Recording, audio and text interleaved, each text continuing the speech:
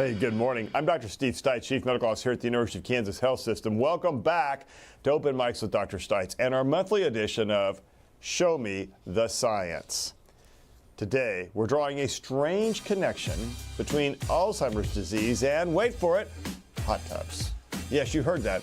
We're asking what hot tubs have to do with Alzheimer's. And here's a clue. It's in the heat. Inside a lab, next to some gym equipment and a bone density scanner, there are two rooms with regular store-bought hot tubs. Did you guys get them on sale at Sears? Where they come from? We'll have to talk about the source of the origin of this medical device here. They aren't for relaxing, though, in this case. They're for Alzheimer's research, which means research manager Casey John had to learn a thing or two about hot tub maintenance. Or like the pHs, so making sure our pH is in balance, alkalinity, and then we have some minerals that we put in it, bromine, to help with sanitation. It's just normal maintenance of a hot tub that you would have at your house.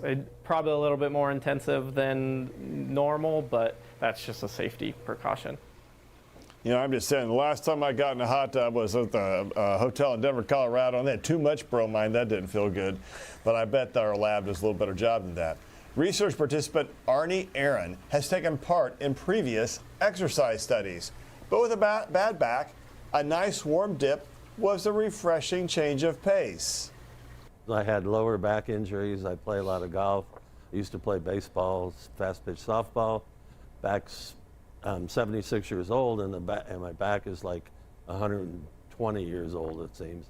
And they said there was a study, and hot tub, and I said, that's crazy. Yeah, well, it may sound crazy until you connect the dots between heat and metabolism and your brain.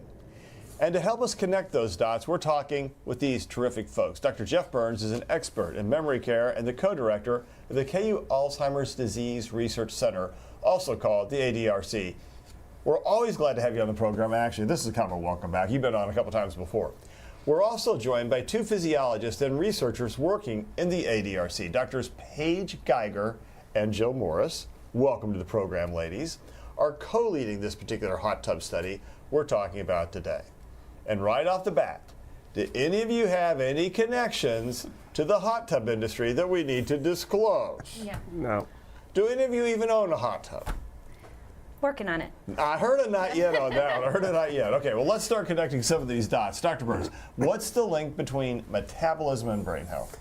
Yeah, so there's a very large scientific base that links metabolism with brain health. And so things like diabetes, which is a metabolic disease, is associated with Alzheimer's disease and brain health.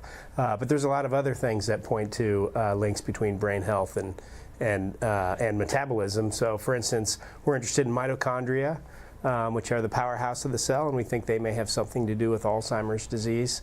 And you know, a number of other things. These guys are the experts here, the metabolism experts in brain health. But a lot of links, and we've actually been focused on in this area for really the last 15 years, really trying to drive forward this idea that metabolism, along with all the other things we see with Alzheimer's disease, like the plaques and tangles that you hear about, but metabolism is part of the problem. And we think that if we can go after metabolism as a target, that we might be able to help people with Alzheimer's, maybe even slow or prevent the disease, and make that part of the sort of combination of things that we think it's going to require to stop Alzheimer's or prevent it. Plaques and tangles. So if my thoughts are tangled or jumbled, does that mean I have tangles in my brain? No, probably not. Okay, my wife might differ. All right, Dr. Geiger, how does sitting in a hot tub impact your metabolism? There's a growing body of research to suggest that sitting in a hot tub, or a sauna, can benefit a number of different metabolic factors. So improving blood glucose, improving blood pressure, lowering inflammation. And we didn't invent this idea. Actually, heat therapy is an ancient practice, from Roman baths to thermal spas in Scandinavian countries. This has been something that has been used for centuries. And in physiology, a number of people have studied the way the body responds to heat, understanding the maintenance of body temperature, whether it's in relation to performance or, say, military studies that need to think about people going into extreme environments. So a lot of that work has been done, in terms of understanding that thermal response. And really, it's just been the last 5 or 6 years that people are starting to look at that in response to health and disease. So a lot of these approaches have been tried and practiced, and we're just applying it to a new, prevention in metabolism and Alzheimer's disease. It is kind of interesting. What's the mechanism, do you think, in their team? Any one of you, we'll start with you, Doctor. What's the mechanism between I heat my brain up and I have better outcomes for Alzheimer's? Well, we think it's a lot of things. So I'll give you a comparison to exercise. So if you think about you're going to the gym, you get on a treadmill, and a couple of things start to happen. You're starting to work, you're starting to exercise, your body temperature is rising, you're starting to sweat, your heart rate is going up, your blood is getting redistributed to other parts of your body, to your muscles, and to your brain. And when you sit in a hot tub, you get a lot of those same responses. So we think there's some physiology that's shared between that sort of work of exercise and the work of being warmed up or heating. And it can go all from the gamut of lowering inflammation to improving the way that your muscles take up glucose. And hopefully something that we are interested in is what's the coordination between the way the body uses glucose and the way the brain uses glucose. That is fascinating. So, Dr. Morris, some people have used the unofficial term type 3 diabetes. Help me understand what that means, and what does that mean in this case? Sure. So many people are familiar with the term type 1 diabetes, which is characterized by the pancreas not producing enough insulin, and type 2 diabetes, where insulin is produced but it doesn't work as well. That's termed insulin resistance.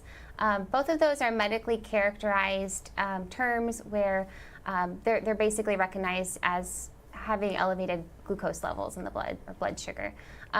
Type 3 diabetes is not a medically recognized diagnosis. It's really a concept where people have postulated that Alzheimer's disease is characterized by brain insulin resistance. And this is a really hard concept to prove. There's other groups that are out there looking at it. But our study is really focused on targeting those peripheral aspects of really type 2 diabetes, type 1 diabetes with this elevated blood sugar and hypertension that's a risk factor for Alzheimer's disease. Sort of getting at those root causes, and especially in cognitively healthy people before they start to have these changes occur to prevent Alzheimer's disease. So that's fascinating. So some of the things we see in the rest of our bodies may be true inside our brain, and it may help lead to Alzheimer's. It's possible. Okay, so is the hot tub going to help solve that too? That is what we're actively investigating, yes. Excellent.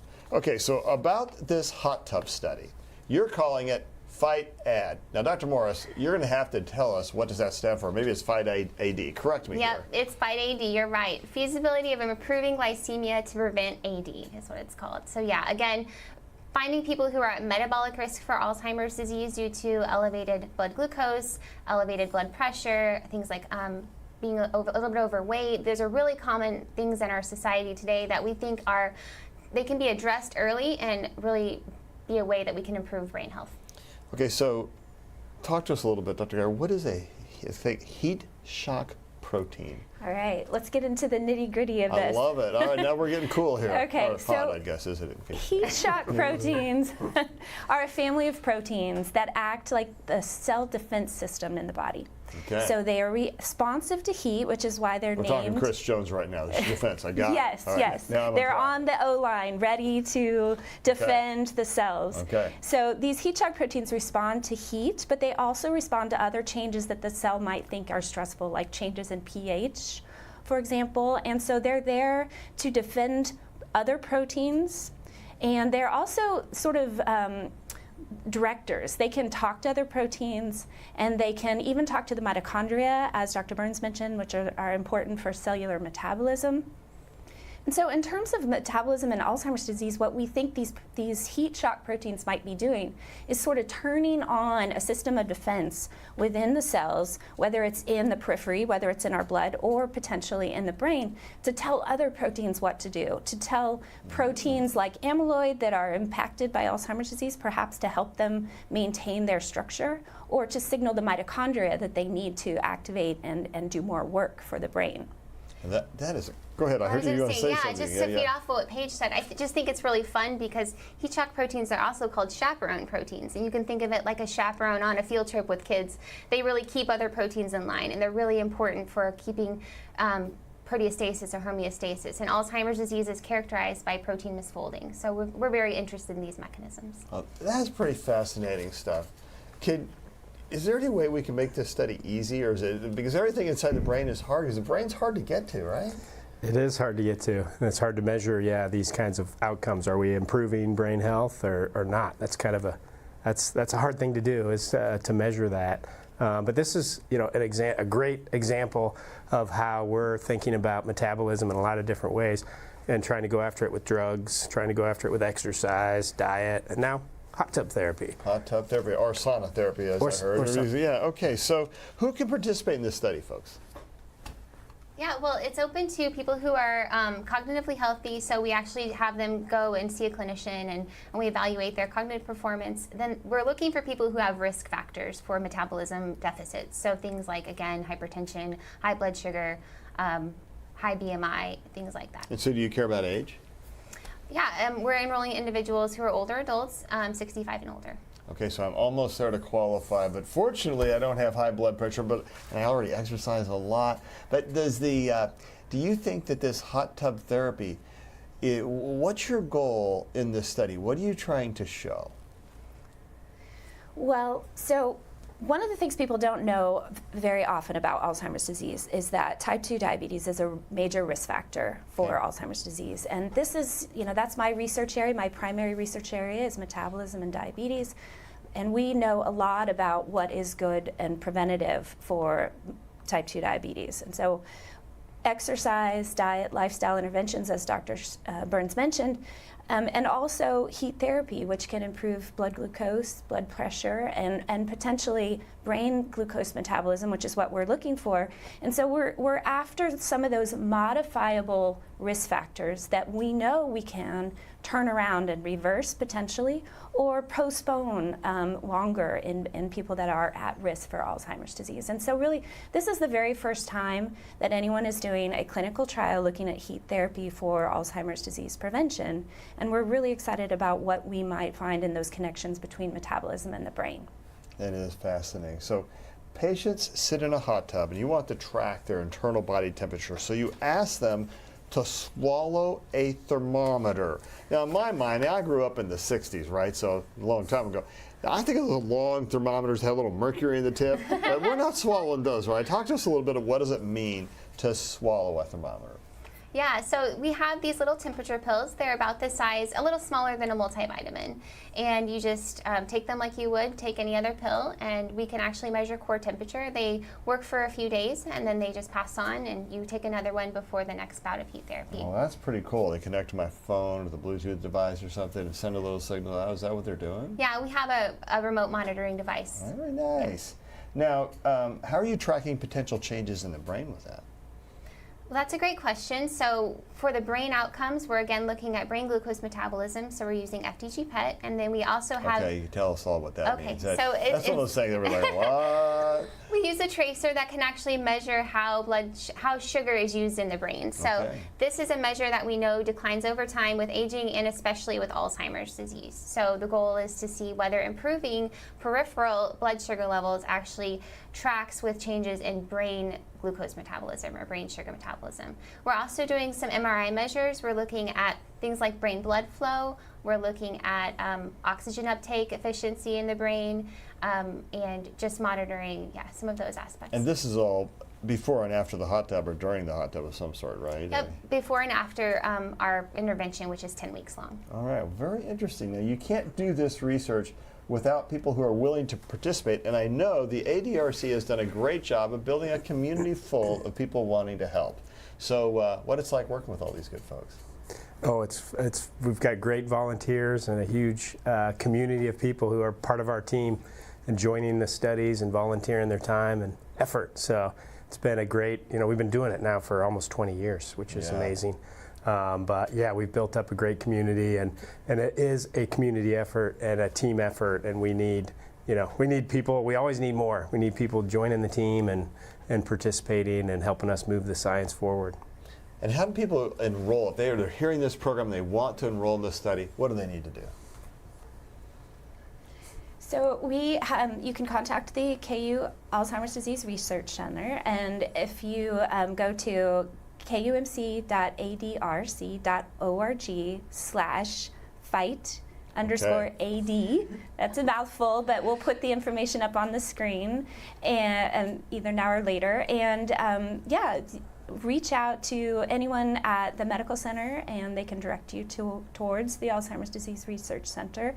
We have a huge team of individuals that help us with the recruitment, and when we did this study initially as a pilot, we had a waiting list for people that wanted to be a part of this heat therapy, so we hope that interest continues, and we have lots of individuals that are willing to help us do this work. Very cool. Dr. Morris, besides the hot tub study, what are some of the other questions you're researching under this umbrella of type 3 diabetes? Brain diabetes. That's a great question. We know that the brain loves sugar, so we're very interested in fuels for the brain. I have some studies that are involved, or they're looking at exercise and how that affects brain fuel. We're very interested in lactate metabolism as being an alternative fuel for sugar in the brain and Alzheimer's disease. I know that there's other studies at the center that are looking at ketogenic diet and ketones as a potential alternative fuel. So there's a lot of really cool research going on right now. That is amazing. Do you know if anyone is looking into these new GLP-1 drugs and how they might affect or impact brain health? GLP-1s like Wegovy and Ozempic. Yeah.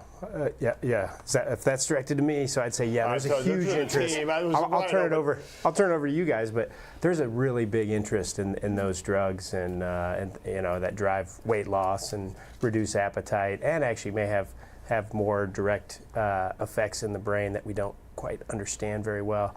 But yeah, big interest, and there's actually we've got stuff locally interest, but nationally there's a big interest. And I'll say there is a late stage study, a phase 3 study of Semaglutide, also known as Wegovy and Ozempic. That's should be done in about a year, I think, and it's in Alzheimer's disease. So we're really anxious to see that result and see, do these drugs have an impact on people with Alzheimer's? What do you think the results can be, doctors? That's a great question. I think that it's interesting because we're talking about prevention, so we're looking at people who have these metabolic risk factors. In Alzheimer's disease, the disease is already progressing, so it's hard to really tell in that situation whether or not they're going to have the same impact. The same thing. Okay. So, Dr. Burns, there's a new Alzheimer's drug awaiting approval from the FDA. Dianab is not a cure, but it may be slows progression. Talk to us a little bit about it. Yeah, so the drug Dianab is being reviewed by the FDA. We were expecting it to be approved in January, and it's been delayed now twice, and we're not sure why. The data's really strong. The whole field expects it to be approved at some point, based on the data that suggests it does have an effect on slowing Alzheimer's disease progression. So we think it's being held up right now for sort of technical reasons around how it should be prescribed and monitored and all that. But it's a pretty exciting time. We have another drug like it called Leqembi that's approved, and we're actively prescribing it now to the sort of the right segment of patients who may benefit. In the disease and people you think can really help slow. And Dianab, do you think it's going to be better than the others? That's hard to know. I mean, it's hard. It's debatable. Some people think it may be a little bit better. There is one benefit. It's given every month as opposed to every 2 weeks. Versus the Leqembi's every 2 weeks, and this is every month. And so, there may be some benefits to it. We'll see. That'll kind of come out in the data. But it's a really exciting time to actually have new drugs for Alzheimer's disease. The conversation in clinic when we're seeing patients didn't change, at least for my first 20 years in the field, and it's now dramatically different. We have new drugs to go at to help people in the early stages who fit the profile. The drugs do come with some risks, so we have to be really careful how we prescribe it and who we prescribe it to. But for those patients, it does slow things down. So Is the FDA going to have to put hot tubs through the ringer, and so to speak? That was supposed to be a joke. I don't think it came out very well. Or was it? Yeah. Okay, never mind. All right, we're here to answer your questions, including my failed humor. Send them in by using the info on your screen. That includes the chat on YouTube or Facebook or the X platform, or emailing the Medical News Network. Dr. Nina Hutchinson has the day off today. Who gave him the day off? Our COVID count, though, is down this week. Only 8 active inpatients. And actually, the influenza numbers are down. RSV is down. Spring is here. Thank goodness. One thing we'll want to have a conversation about, though, coming up, there is some early and emerging therapy that are data suggesting that dengue fever may become a greater risk in the southern United States with climate change. So something to think about. Next time Hawk and I are here together, we'll talk a little bit about the meaning of dengue fever. Jessica Lavelle is watching for questions from our community. Jess, I haven't seen you on this program in a long time. It's quite the honor. We're delighted to have you here this morning. Good to see you. Not that we don't love Alexis, but it's cool to see you again. Thank you. Thanks for letting me come back on. Just for a moment. Okay, so Yenling is asking if soaking in hot springs to promote blood circulation could help alleviate the symptoms of Alzheimer's disease too. Great question. So we're doing this in a very controlled environment in the laboratory, but there is reason to think that, you know, the use of these thermal springs and sauna and all these other approaches also can have a benefit. And in fact, there are some researchers that are doing muscle-specific heating. So using this, something called diathermy, which is used regularly in athletic training, where you can directly heat the muscle. And those studies have shown an improvement in mitochondrial function, and also an ability to prevent muscle atrophy, which is really exciting. So there are all kinds of new heat applications coming out all the time. This is a really growing and exciting field. And we don't yet know, is a hot bath warm enough? We don't know the answers to all that, and that's why we're doing the hard research, the randomized clinical trials, to really get at those answers so that we can tell people, here's how you can do this in your everyday life. Yeah, that is pretty amazing, and you just think about what this can mean. But I think about all those people who would go back in the 30s for TB, along doctor, TB therapy, and go to those hot springs. Not sure that was the best use of the hot springs and TB therapy and catching all those nice little tuberculi in the mist. But for something like this, that could be pretty cool, huh? All right, Jess. If heat affects metabolism, what about cold? Great question. This is a question I get a lot. You've probably seen a lot of things, people doing the cold plunges now, the polar bear plunge. This is not something new. Chiefs Dolphins game in January. Yeah, exactly. That's a different type of cold. Yeah, so it's dumb cold. I look at all of these environmental changes, whether it's heat or cold or exercise, as being sort of a stimulus for all these systems in our body that need to be used regularly, kind of like the car that sits in the garage and never gets utilized. All of these environmental changes are really good for just our overall health of the cellular systems that we're interested in. And it's possible that heat and cold do some similar things. So those heat shock proteins we talked about earlier, cold actually will activate them as well. Okay, so this heat shock could also be a cold shock. Potentially. Yeah. Although, which would you rather do? Get in one of those cold plunges or sit in a hot tub? And I think the difference that we don't understand there is really the effects on the vascular system. So we might have some different vascular effects with cold therapy versus heat, but yes, as Paige mentioned, that response for the chaperone proteins would be. So what I really hear you saying, Dr. Geiger, is you're not trying to talk your husband into a cold tub. Is that correct? No, that is not what I'm interested in. All right, Jess. Another question is, does heat therapy offer benefits outside of brain health? Ooh, okay. Well, I think that's a pretty good question. What do you think? Yeah, that's a great question, and I would say, what we're trying to prove, it does have benefits on brain health, and I think we know, and I'll turn it back to these guys, that it does have effects outside of the brain, and that's probably what drives any brain health effects. But maybe you guys can talk about Doctors. Yeah, I think that our preliminary data and our pilot study showed really some trends towards vascular function effects. So it could really have an effect on cardiovascular risk factors and things like that, even before maybe our changes in glucose metabolism are seen. So I think that heat therapy for some of these other metabolic disorders might be worthwhile. Yeah, so blood pressure, we know that the heat can improve blood pressure. I'm interested in its effects on pain as well through some other collaborative projects. And it makes sense, right? A lot of people will say they feel better after sitting in warm water or sitting in a warm bath, but we don't actually have the evidence to objectively say that it improves pain. And so that's something that I'm also very interested in. We know that it can improve markers of inflammation, which underscores a lot of different chronic diseases. So I think what's good for the body is good for the brain, and kind of that communication back and forth. I think heat is going to be effective in a lot of different areas of the body. Fascinating. Okay. Jess. Dr. Geiger, I know you touched on this, but Jean wants to know, would taking a hot shower or a hot bath do anything? Do we know? We don't know exactly. That's something that we still need to understand. What is the minimal temperature? I would love to eventually get there. With our research right now, we are using water temperatures that we know will raise core body temperature about 1 degree.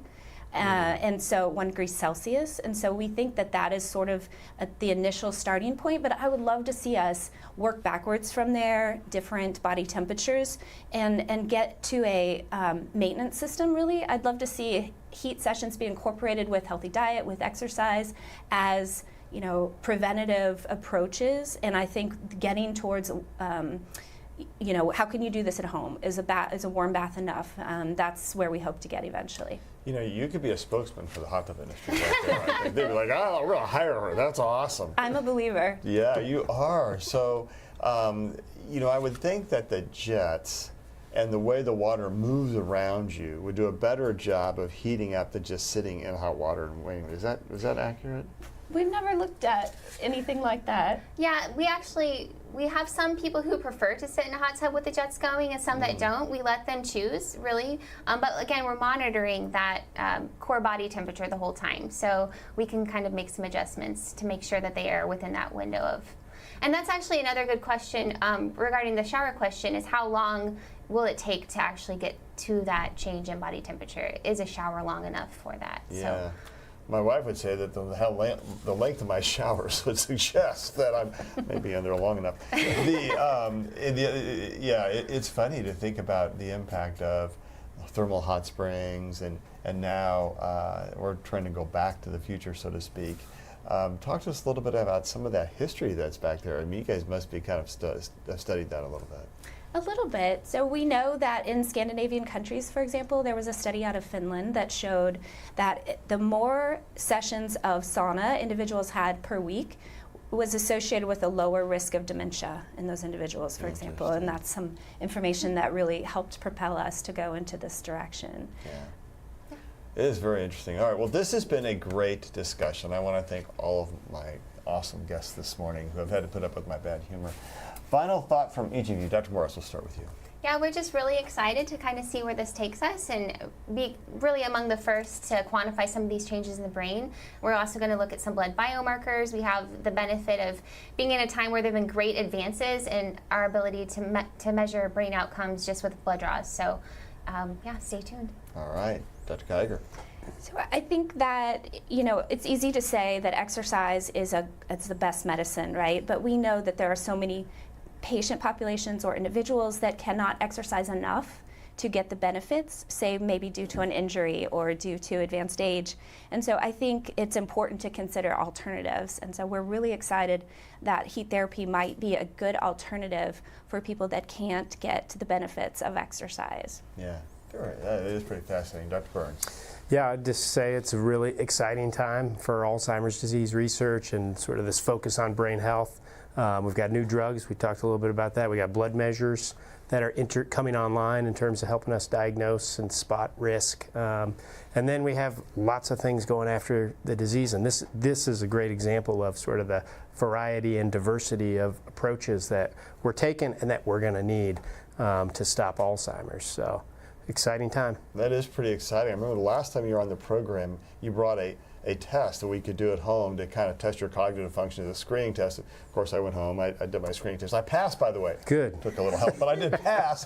And now it means I'm going to have to go look at a hot tub again. My wife will shoot me. All right. Thanks, everyone, for watching and listening. You know, one of the cool things about this program is we try and open up our hearts and our minds to new ideas and new thoughts. But at the end of the day, what we're really trying to do, whether we're talking back in the midst of COVID, of using the rules of infection prevention and control, or talking about hot tub therapy, what we're really talking about is how to make sure you take care of yourself. And we know that that intersection of faith, and faith in each other and faith in science, hope to wait for a better day, and then science, can really help deliver some really amazing answers. And when you think about it, with all the challenges around aging in the United States and throughout the world, and with Alzheimer's disease, the importance of faith, hope, and science, and maybe of hot tubs. Thanks all. We'll see you again next week. I remember camping at the lake, a sudden searing chest pain that came out of nowhere. Bounding out of the camper, I cried for help. That chest pain wound up being a tear in a major artery.